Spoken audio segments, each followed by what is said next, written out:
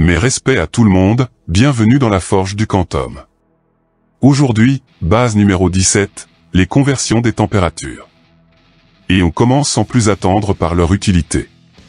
Elles permettent d'exprimer les températures dans une unité plus appropriée pour faire des calculs, comme en thermodynamique par exemple. Il existe 5 unités de température.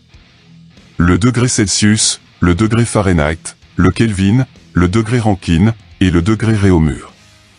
On ne va s'amuser qu'avec les 3 premières. Premier chapitre, degré Celsius à Kelvin, dans les deux sens.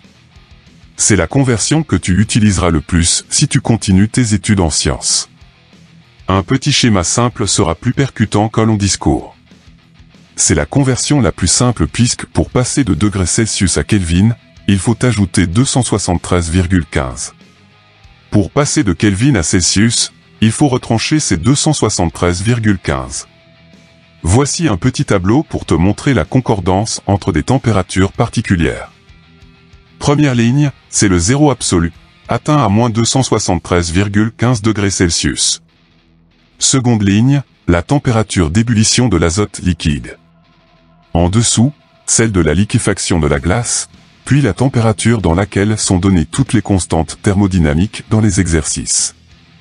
Enfin, la dernière est la température d'ébullition de l'eau à pression atmosphérique normale.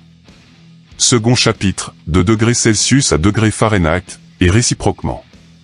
Je vais utiliser le même schéma précédent, plus pratique. De Celsius à Fahrenheit, il suffit de multiplier la température, notée grand T, par 1,8, puis de rajouter 32. Dans l'autre sens, il faut enlever 32 à la température, et diviser par 1,8. Toujours ce petit tableau pour illustrer le propos, avec les mêmes températures que précédemment. Dernier chapitre, de degré Fahrenheit à Kelvin, et vice-versa.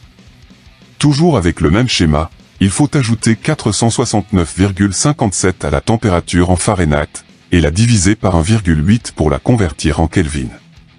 De Kelvin à Fahrenheit, il faut multiplier la température par 1,8, puis retrancher 469,57.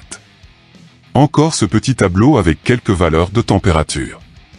On termine avec un récapitulatif.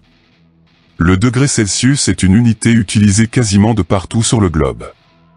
Le degré Fahrenheit n'est utilisé qu'aux USA. Le Kelvin est l'unité de température officielle en thermodynamique, mais il est aussi utilisé pour donner la température des couleurs des ampoules électriques. Voici un petit tableau à double entrée qui te permettra de convertir rapidement les températures. Pour la France, seuls les encadrés rouges doivent être su. Si tu pars aux States, il faut apprendre les encadrés verts. Pour les Américains, il va falloir apprendre les encadrés bleus.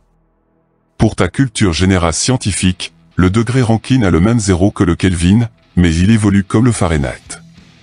Quant au degré Réaumur, il a été totalement abandonné en 1850, au profit du degré Celsius. La base est désormais terminée. Tu as des questions? Tu veux un complément d'information? Rejoins-moi dans l'espace commentaire. Des exercices en PDF librement téléchargeables, dont certains sont corrigés, sont disponibles. Les liens sont dans la description de cette vidéo. À toi de forger maintenant. Prochaine vidéo sur l'enclume. Stay tuned. Tchuss.